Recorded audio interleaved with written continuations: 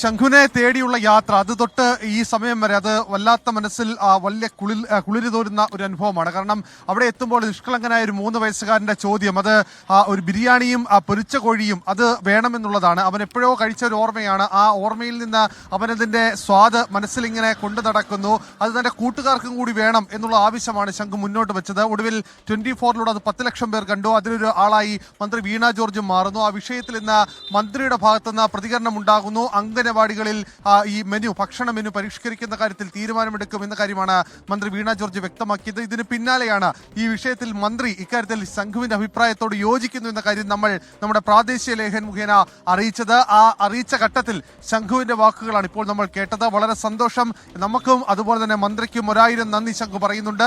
അതോടൊപ്പം ശംഖുവിന് 24-ന്റെ വക, ആ ശംഖുവിനും ശംഖുവിന്റെ കൂട്ടുകാർക്കും അംഗനവാടിയിലെ എല്ലാ കുട്ടികൾക്കും നമ്മുടെ വക ഒരു ദിവസം ബിരിയാണി കൂടി നമ്മൾ ഇപ്പോൾ ഓഫർ ചെയ്യുന്നുണ്ട്.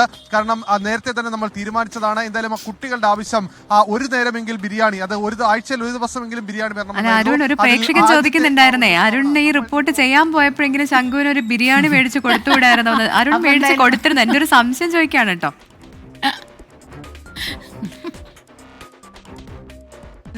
നമ്മൾ ഈ അംഗനവാടിയിലേക്ക് പോകുന്ന ഘട്ടത്തിൽ ഞാനാണ്. പക്ഷെ അവിടെ എത്ര കുട്ടികളുണ്ട്, മറ്റൊന്ന് ഈ കുട്ടികളാണ് അവർക്ക് ആഹാരം മേടിച്ചു കൊടുക്കുമ്പോൾ ഉണ്ടാകുന്ന പ്രശ്നം. ഇത് രണ്ടും ഉണ്ടാകുന്ന വിഷയങ്ങൾ കൊണ്ടാണ് ഇത് ചെയ്യാതെ പോയത്. കാരണം അംഗനവാടിയിൽ അമ്മമാരുടെ അടക്കം സ്വാഭാവികമായ സമ്മതം വേണം. ഇത് രണ്ടുള്ള 2 ക്രൈറ്റീരിയ അവിടെ നിൽക്കുന്നു എന്നുള്ളത് കൊണ്ടാണ് നമ്മളത് ചെയ്യാഞ്ഞത്. അതുകൊണ്ട് നമ്മളിപ്പോൾ തീരുമാനമെടുത്തിരിക്കുന്നു. അതിനുള്ള പൈസ അംഗനവാടിയിലെ ടീച്ചർക്ക് 10 കുട്ടികൾക്കുള്ള അംഗനവാടിയിൽ ടീച്ചർ കൊടുത്തിരിക്കും, യാതൊരു സംശയവുമില്ല. ശരി, എന്റെ വക കുറച്ച് മുട്ടായും അവർക്ക് എല്ലാവർക്കും കേട്ടോ. അപ്പൊ അരുണിന്റെ മുഖത്ത് ആ സന്തോഷം കണ്ട, ആ കൊച്ചുകുട്ടിയുടെ നിഷ്കളങ്കത അത് നമ്മുടെ മുഖത്തേക്കും കൂടെ വരുന്നുണ്ട്. നന്നായി അരുൺ, എന്തായാലും സന്തോഷം. നമ്മുടെ വാർത്താ സംഘമാണ് അതിൽ ഈ പ്രേക്ഷകരിലേക്ക് ശംഖുവിനെ എത്തിച്ചതെന്നുള്ള സന്തോഷമുണ്ട്. എന്തായാലും ശംഖുവാണ് ഇന്നത്തെ പരിപാടി. എത്ര ദിവസമായി അവനിങ്ങനെ നിറഞ്ഞു നിൽക്കുക. എന്റെ ഹൃദയത്തിലൊക്കെ എല്ലാ ദിവസവും ഇങ്ങനെ ഭയങ്കര സ്നേഹം തോന്നും. ബിരിയാണി ശരിക്കും പറഞ്ഞാൽ ഇനി തുടങ്ങി ബിരിയാണി അല്ല, ബിരിയാണി നിഴൽ നീങ്ങി നിമിഷത്തിൽ നറുനിലാവൊലുന്ന നിലയല്ലോ നിർമ്മല ബാല്യകാലം. അതാണ് ആ കാണുന്നത്.